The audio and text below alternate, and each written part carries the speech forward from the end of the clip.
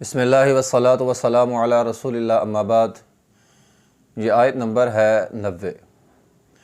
اعوذ باللہ من الشیطان الرجیم، بسم اللہ الرحمن الرحیم۔ بئس ما اشتروا به انفسهم ان يكفروا بما انزل الله بغيا ان ينزل الله من فضله على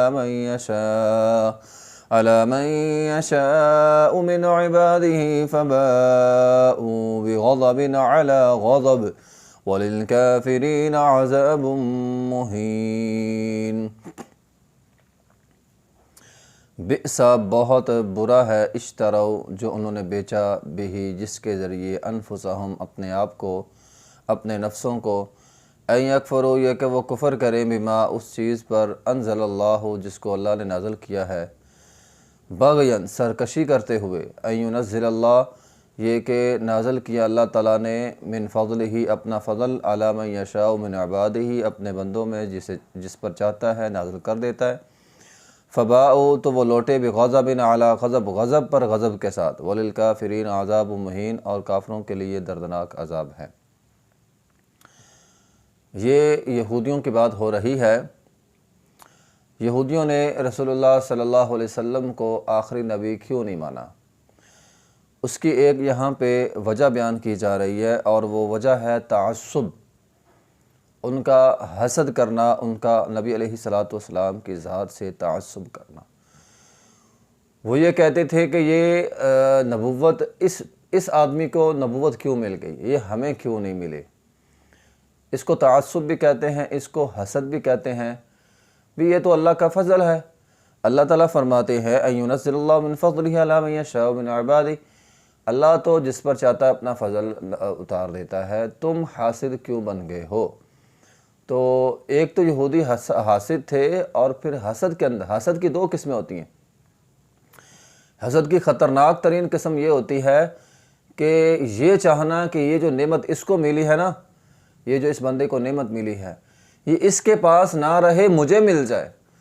تو یہ حسد کی ایک بدترین قسم تھی، جس کا شکار جو ہیں وہ یہود بن چکے تھے، کہ یہ نبوت اس کے پاس نہ رہے بلکہ یہ نبوت جو ہے وہ ہمارے پاس آ جائے۔ دیکھیے، ایک تو حسد کی قسم یہ ہوتی ہے نا کہ بندہ یہ کہے کہ یہ اس کے پاس نعمت نہ رہے، بس یہ غریب ہے تو یہ غریب ہی رہے، اس کو کچھ نہ ملے، اس کی یہ نعمت، یہ جو اس کو ملنے والی ہے، یہ مجھے ملے نہ ملے، یہ مسئلہ نہیں اس کا ہوتا۔ اس کا مسئلہ یہ ہوتا ہے کہ بس اس بندے کو نعمت نہیں ملنی چاہیے، بس یہ مسئلہ ہوتا ہے۔ یہ حسد کی دوسرے قسم کی جو ہے نا، وہ کہ دوسرا درجہ ہے اس کا۔ اور پہلا درجہ یہ ہوتا ہے کہ یہ جو اس کو مل رہی ہے نا، یہ اس کو نہ ملے بلکہ مجھے مل جائے۔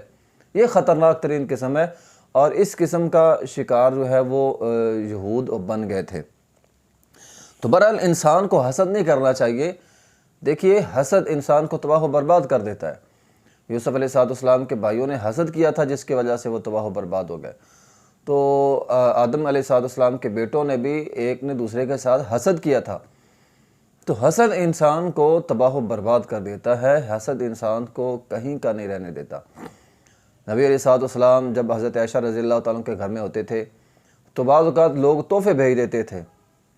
تو آپ کی دیگر بیگمات نے ام سلمہ رضی اللہ تعالیٰ عنہ سے یہ عرض کی کہ اگر نبی علیہ السلام آپ کے پاس آئیں، آپ نبی علیہ السلام کو یہ بات کہنا کہ جب آپ ہمارے گھروں میں آتے ہیں، آپ لوگوں سے کہہ دیں کہ لوگ اس وقت بھی آپ کو تحفے دیا کریں، جب آپ عائشہ کے پاس ہوتے ہیں لوگ بڑا تحفہ بھیجتے ہیں۔ تو نبی علیہ السلام نے ام سلمہ کی یہ بات سن کر فرمایا تھا، اے ام سلمہ، تو لوگوں کی بات کر لی ہے، یہ تو اللہ کا فضل ہے کہ جب میں عائشہ کے پاس آتا ہوں اللہ وہی بھی اسی وقت بھیجتا ہے، ٹھیک ہے؟ اس لیے تم حسد نہ کرو، بلکہ کیا کرو، تم بھی اچھے کام کرو تاکہ اللہ کا فضل تم پر بھی ہو۔ تو انسان کو اچھا عمل، بندہ کہتا ہے نا فلاں کو مل رہا ہے، تو اس کو اس کی جس نیکی کی وجہ سے مل رہا ہے تو بھی وہ نیکی کر لے۔ تو انسان کو سڑنے گلنے کی بجائے، حسد کرنے کی بجائے، انسان کو اچھے عمل کرنے چاہیے، تاکہ انسان جو ہے وہ نعمت جو دوسرے کو مل رہی ہے وہ نعمت حاصل کر سکے، ٹھیک ہے؟ تو انسان کو دوسرے سے جلنا نہیں چاہیے بلکہ اچھے کام کرنے۔ تو یہودیوں کو یہودی نبی علیہ السلام سے جلے، حسد کیا کہ یہ نعمت جو اس کے پاس ہے وہ اس کے پاس نہ رہے بلکہ ہمارے پاس آ جائے۔ تو یہ ان کا ایک حسد تھا، اور یہ حسد کی ایک بدترین قسم ہے۔ تو بئسا بہت بری ہے، بئسما بہت بری ہے، بری نہیں بہت بری ہے، اشترا، یہ اشترا بیچنے اور خریدنے دونوں کے لیے لفظ استعمال ہوتا ہے۔ تو انہوں نے بیچا اپنے آپ کو بھی، جس کے ذریعے انفسہم اپنے آپ کو انہوں نے گھاٹے کا سودا کیا۔ تو یہاں ان کو تجارت سے تشبیہ دی جاتی ہے۔ دیکھیں انسان ہر وقت تجارت ہی کرتا ہے نا، ہم ہر وقت حالت تجارت میں ہوتے ہیں، یا تو ہم اپنے لیے فائدہ کر رہے ہیں یا اپنے لیے نقصان کر رہے ہیں۔ اگر ہم اچھے کام کر رہے ہیں تو ہم اپنے لیے فائدہ کر رہے ہیں، اگر ہم برے کام کر رہے ہیں تو ہم اپنے لیے نقصان کر رہے ہیں۔ تو انسان تو ہمیشہ گھاٹے تجارت میں ہوتا ہے۔ ہم اپنا وقت، یہ ہمارے ہاتھ میں اللہ تعالیٰ نے ہمیں یہ قوت دے دی ہے، ہم اپنا وقت جتنا چاہے قیمتی بنا لیں۔ اگر ہم اپنا وقت نیکی کو دیتے ہیں ہمارا وقت قیمتی بنتا جاتا ہے، اگر ہم اپنا وقت گناہ کو دیتے ہیں ہمارا وقت جو ہے وہ ضائع ہو رہا ہے۔ اور آج دیکھ لیں سوشل میڈیا پہ ہم کتنا اپنا وقت ضائع کرتے ہیں، ہمارا وقت ضائع زیادہ ہوتا ہے، ہم قیمتی بنانے کی بجائے اپنے وقت کو ضائع کر رہے ہیں۔ تو بئسا بہت برا ہے، اشتراؤ جو بیچا بھی، جس کے ذریعے انفسہم اپنے آپ کو، ان یکفروا بما انزل اللہ، یعنی انہوں نے بہت برا سودا کیا ہے، یہ جو اپنے آپ کو انہوں نے آخرت کے بدلے میں، قرآن کے بدلے میں، نبی علیہ السلام کی ذات کے بدلے میں بیچ دیا۔ بما انزل اللہ بغیا، جو اللہ نے نازل کیا اپنے پیغمبر پر، سرکشی کی انہوں نے اس کے ساتھ، یعنی مانا نہیں، جو نبوت اللہ تعالیٰ نے نبی علیہ السلام پہ نازل کی تھی اس کو مانا نہیں، جو قرآن اللہ تعالیٰ نے نبی علیہ السلام پہ نازل کیا تھا اس کا بھی انکار کر دیا، بغین سرکشی کرتے ہوئے۔ بغین کہتے ہیں کسی غیر کی چیز کو چاہنا۔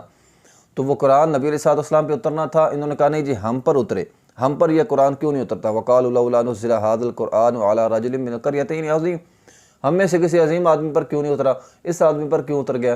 تو ان کا یہ ایک قسم کا ان کا یہ حسد تھا۔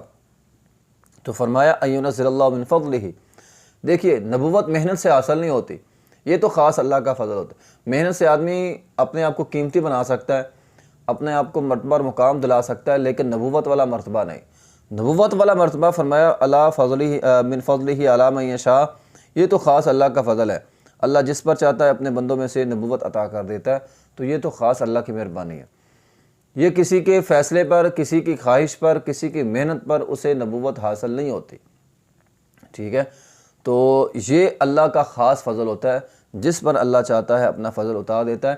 نبی علیہ السلام نے فرمایا تھا بھائیوں میں سے موسیٰ علیہ السلام بہترین بھائی ہیں، کہ جن کی دعا سے ان کے بھائی کو نبی بنایا گیا، تو بنایا وہ بھی اللہ نہیں تھا، تو ہاں موسیٰ علیہ السلام کی دعا کے ذریعے ان کے بھائی کو نبی بنا دیا گیا تھا۔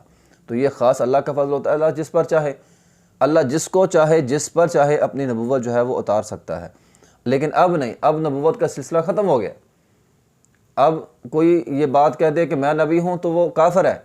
لا نبی بعدی، نبی علیہ السلام کی آمد کے بعد آپ خاتم النبیین ہیں، اور آپ کے بعد کوئی نبی نہیں آئے گا، اس لیے نبوت کا سلسلہ اب ختم ہو گیا، اب کوئی نبی نہیں بن سکتا۔ فباءوا بغضب علی غضب، تو وہ غضب، پہلے بھی غضب تھا ان پر، پہلے وہ نامراد تھے، انہوں نے تورات کے اندر تحریف کی ہوئی تھی، پہلے بھی وہ نامراد تھے، اور اب نبی علیہ السلام کا انکار کر کے بھی وہ نامراد ہی ٹھہرے، تو وہ ظالم نامراد کے نامراد ہیں۔ وَلِلْكَافِرِينَ عَذَابٌ مُّهِينٌ، اور ایسے کافروں کے لیے ذلت امیز، ایک تو عذاب ہوگا، ایک ذلت امیز ہوگا۔ ذلت کا ہونا بھی عذاب ہے نا، سب کے سامنے اللہ تعالیٰ ان کو جو ہے وہ عذاب دے گا، سب کے سامنے اللہ تعالیٰ ان کو جہنم کے اندر پھینکے گا، تو عذاب بھی ہوگا اور ساتھ ذلت امیز عذاب ہوگا ان لوگوں کے لیے جنہوں نے نبی علیہ السلام کا انکار کیا۔ وآخر دعوانا الحمدللہ رب العالمین۔